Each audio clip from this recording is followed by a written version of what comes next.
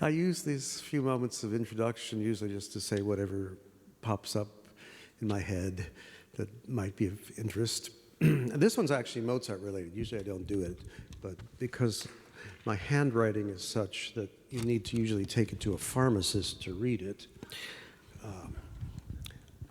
This week we're primarily doing symphonies of Mozart. The last 2 weeks have been devoted mostly to concertos. And tonight we have 2 symphonies that each have titles, if you look in the program book. And then I thought about the other composer who has a lot of titles with his symphonies. That composer is Joseph Haydn. Among Haydn's titled works are his early Morning Symphony, his Noon Symphony, and his Night Symphony. Number 22, The Philosopher. There's a Horn Signal Symphony. There's his 45th, The Farewell. The Schoolmaster, 82 and 83, respectively, called The Bear and the Hen. There is, of course, 94, The Surprise Symphony. There is 96, which is the Miracle Symphony, 101, which is the Clock Symphony, and 103, which is the Drum Roll. Really wonderful titles that make you curious about the pieces. I think Mozart must have thought that Haydn took all the good titles. So what he did is, well, in many cases he simply put the name of the city where the premiere would take place. So that's why we have the Paris, Prague, and Linz symphonies. Another one that sometimes gets subtitles is his 25th, called the Little G Minor. He didn't give it that name. He certainly didn't give the name of his last symphony that somebody attached Jupiter to it. But more curious is the Haffner Symphony, which is simply the family that commissioned it. So for all the great masterpieces and all the wonderful things, I kind of feel sorry for the guy. Such an original master, but kind of boring titles. But the pieces make up for it. Oh, and then there's that other little piece we play at the beginning. How does it go? Dum, bum, bum, bum, bum, bum, bum, bum, bum. Oh, here's Kathryn.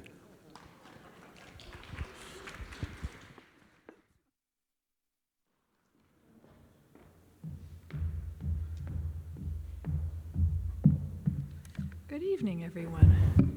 You're a small but enthusiastic audience tonight, I can see. So on the screen behind me, we've got a picture of the interior of the Burgtheater, which was the scene for a lot of Mozart's really important occasions. So you can I'm going to have it up here for a little while, so you can put yourself in it and imagine on the left where the stage is, Mozart would be sitting at his piano, the orchestra would be nearby, just in front of the rows of seats. And on the far right, the imperial box, the emperor would be sitting whenever possible. He loved to go and hear Mozart perform. So when we consider Mozart's hundreds of works, in all of their abundance and variety, we realize that despite his legendary fluency of composition, he must have been spending most of his time working, often at multiple projects at once. And we can't help but wonder, what motivated him? What factors propelled him to his writing desk? And how did he prioritize his projects? One thing we know about Mozart is that he was both busy and practical, and when he began a new work, it was nearly always with a particular performance in view. It might be an occasion or a commission, but it was almost never a random burst of inspiration. His largest works, his operas, as might be obvious, were all commissioned by theaters or by impresarios associated with them. No composer in his right mind would embark on such an enormous task without knowing where and when it would be presented, what librettist he would work with, what singers would be engaged, and many other negotiated details. At the other extreme, we have the small works, such as piano sonatas, violin sonatas, which usually were linked to no occasion or commission, but instead intended for publication. In Mozart's time, there was a growing market for music that could be bought and played by amateurs, and he recognized an important source of income in that. So such sonatas and much of his chamber music were written specifically for that purpose and stand outside the occasion commission impulse. It's when we think about the major instrumental works, the symphonies, concertos, serenades, and so forth, that the questions, what occasion and whose commission, arise. And these are fascinating questions because they offer us insight into how Mozart engaged with the world and with whom through his music. Most of the works that we're hearing during this festival are embedded with these stories and narratives. Many of the commissions that he received throughout his career came from performers who wanted new concertos by him. A number of his keyboard concertos were commissioned by excellent women players, both professional and amateur. Two of his early concertos were composed for aristocratic ladies in Salzburg. His first truly great piano concerto, K271 in E-flat, was written for French keyboardist Victoire Genami, daughter of the celebrated choreographer Nover. Mozart had known both of them for some years when he wrote the concerto for her. He wrote his B-flat concerto, K456, for the blind professional pianist Maria Theresia von Paradis, who took it on a concert tour with her in 1784. In Paris, she played quite often, to great acclaim and great reviews. Mozart wrote two piano concertos for an accomplished amateur, Barbara Ployer, who studied with him. She commissioned the concertos in E-flat, K449, and G, K453, and premiered both of them for private audiences, including Mozart, at her home in Vienna. That must have been a little intimidating, I would think. Last weekend, I gave a talk about all of the terrific wind concertos that he wrote, which we've been hearing over the course of this festival. All of those were commissioned by male friends and colleagues, such as the oboe and bassoon concertos for members of the Salzburg Court Orchestra, the flute concerto for the surgeon amateur Ferdinand de Jong in Mannheim, the four horn concertos for his lifelong friend Joseph Leitgeb, and the spectacular clarinet concerto for his friend Anton Stadler in Vienna. As commissioned works, their premieres were not controlled by the composer, but rather the performers who had requested and paid for them and were enabled to make such decisions.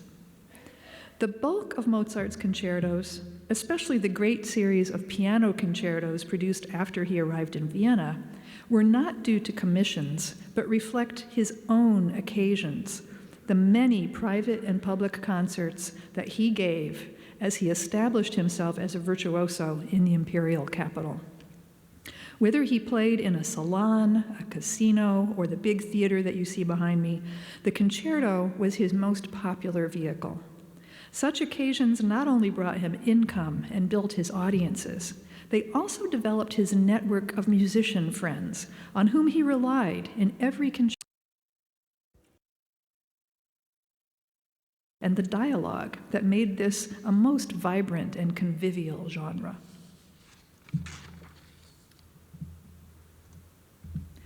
For an example where commission and occasion merge, we might consider on this evening's program the so-called Haffner Symphony, which was given that name by Mozart himself when he referred to it in his letters to his father. And the first question begging to be asked is, who was Haffner? The Haffners were prominent residents of Salzburg when Mozart was growing up and family friends. The elder Siegmund Haffner was mayor of Salzburg. His son, the younger Siegmund Haffner, was born the same year as Mozart, so they were exact contemporaries. And this is the Siegmund Haffner who concerns us. In 1776, Haffner had commissioned a serenade from Mozart for the wedding of his sister that July. Now, serenades were light, celebratory works, including dance and march movements and other sort of symphonic style movements, and they were often played outdoors for special occasions. Mozart's father wrote dozens of them. Mozart himself wrote several of them in Salzburg for the outdoor festivities that marked the close of the academic year at the local Benedictine university. So he composed a pleasant serenade for Haffner, and years later, in July 1782, Mozart received a commission for yet another serenade from Haffner. This time the occasion was a ceremony that would bestow a noble title upon Herr Haffner, so there was a special urgency involved. But at this point in his career, Mozart was in Vienna, and when he got this request from his father, he wrote, "I'm up to my eyes in work, and now you ask me to write a new symphony? How on earth can I do it? I shall work as fast as possible, and as far as haste permits, I shall turn out good work." Then he had to rush to get the music sent off to Salzburg in chunks, and in the meantime, he was busy working on other things, like a new arrangement of his opera, Abduction from the Seraglio, for wind band. But he squeezed in the serenade for Haffner, and he wrote to his father, "I hope only that everything will be on time and according to your taste. The first allegro needs a really fiery tempo, and the last should be as fast as possible." Now, some months passed, and Mozart found himself working towards a big public concert that he planned to give at the Burgtheater on the 23rd of March. As usual, he was busy and overburdened, and he remembered the Haffner music and asked his father to send it back to him. He was pleasantly surprised, remembering how quickly he had composed it, that it was so good. So he dusted it off, cut the march, cut one of the minuets so that it turned into a 4-movement symphony, added new flute and clarinet parts to make it suitable for his orchestra in Vienna. And behold, what had been a serenade was now the new Haffner Symphony. He used it to frame his program, which was very full. It had arias, piano concertos, a section of improvisation that was designed specifically to please the emperor who was sitting in his box for this occasion. And he had the first movements of the symphony open the program, and its finale concluded the program. Now, we're not used to seeing a symphony used in this fashion today. But it's interesting to think that here, Mozart regards the opening movements of his symphony as a kind of overture to his program, which includes mostly dramatic music in the form of arias and concertos.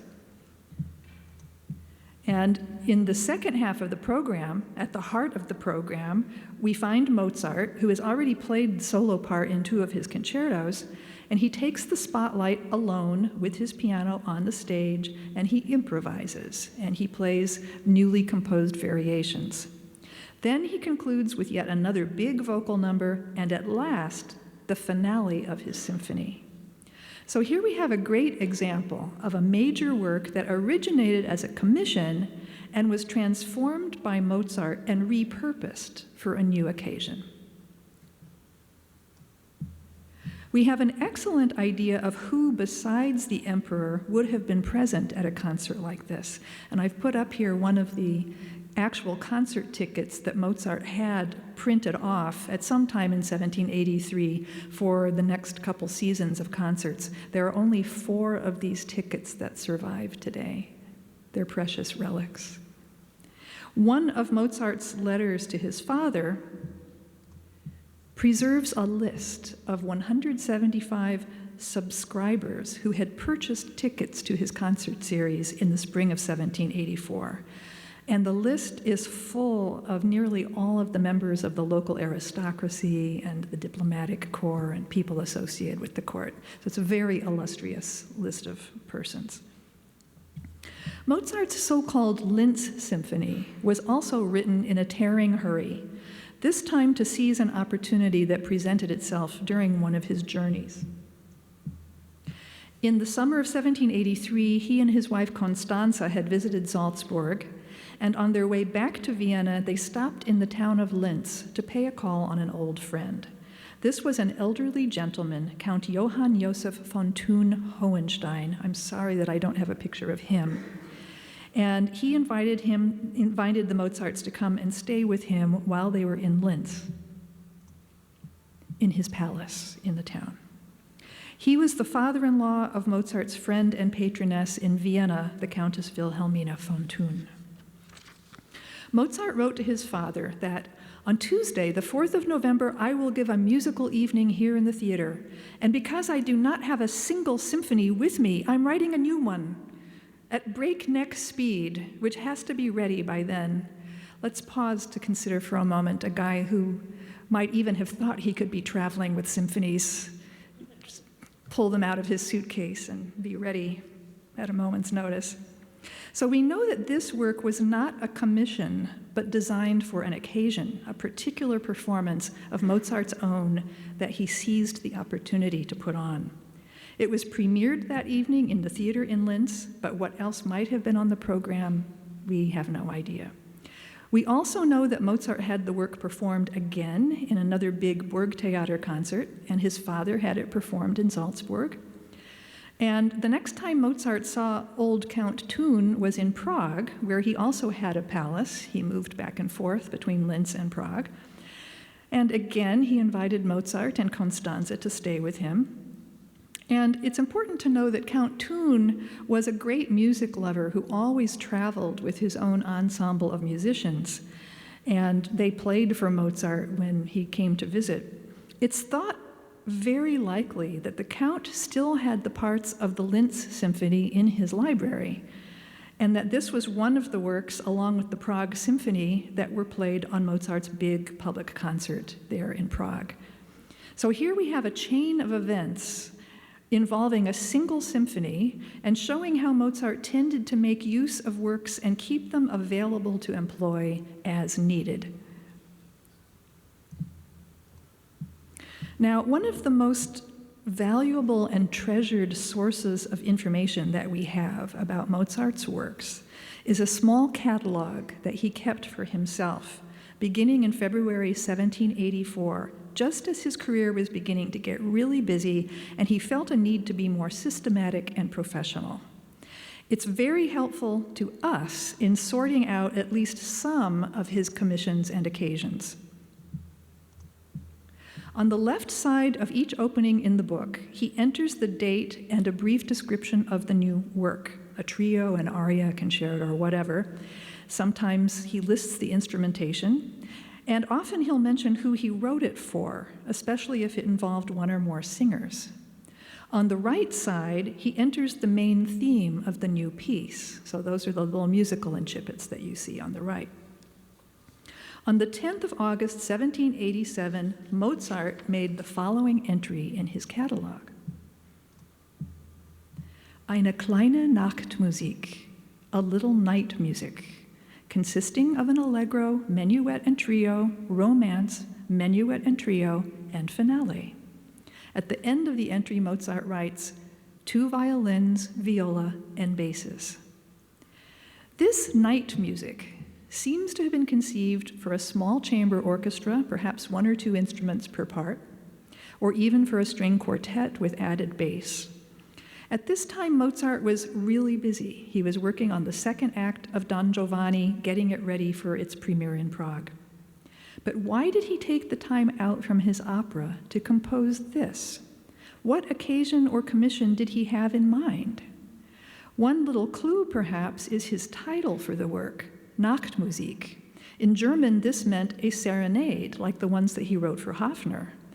And an early 18th century music dictionary said that it was called an evening piece or a night piece because such works are usually performed on quiet and pleasant nights, the implication being out of doors. Both of the Haffner serenades were written for celebrations, which seemed to be their normal function. So we have to think that this piece also was destined for some kind of festive occasion or celebration.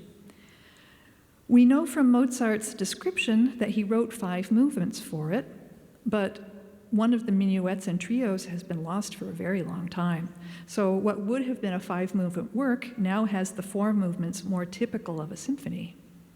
If Mozart received a commission from Salzburg for this piece, we would probably not know about it. We don't know about it. because his main correspondent, his father Leopold, had died that May. If it was for someone in Vienna, it was probably for a private function using modest instrumental forces. In any case, Mozart left a record only of the composition itself, not its purpose, so that much remains a mystery. Now, at the very end of 1787, an event took place that had a deep impact on Mozart's compositional practice for the rest of his life. Emperor Joseph II formally granted him an appointment as court chamber composer with a good annual salary and freedom to compose. Mozart had always dreamed of such a position, and its attainment opened up new vistas to his imagination. It is in this light that we should regard his three last symphonies, number 39 in E flat, number 40 in G minor, and number 41 in C. These are big works, large in scale and ambition, and full of expressive power. He devoted the entire summer of 1788 to them and entered each one in his catalog as he completed it. 26 June, 25 July, 10 August. Each entry is terse, simply stating a symphony and providing the instrumentation. In the spring, he had worked on a new production of Don Giovanni for Vienna, and he had written new arias for it. His other projects that summer were chamber pieces, including piano trios and some small sonatas, and those we know were intended for publication. It's the big symphonies that Mozart certainly composed with some occasion in mind. But what? This is one of the reasons that scholars bemoan the death of Mozart's father. Without him waiting in Salzburg for news of his son's activities and triumphs, with the cessation of their valuable correspondence, we have a lot less information about the musical events of Mozart's last years. But one person he was in touch with by letter was one of his brethren in his Masonic lodge, Michael Puchberg, to whom he wrote a series of letters during this period. He mentions to Puchberg late that summer that he's about to give a series of concerts in the casino. This could have meant the casino room in the Trattnerhof, which is the big building that you see on the right in this slide.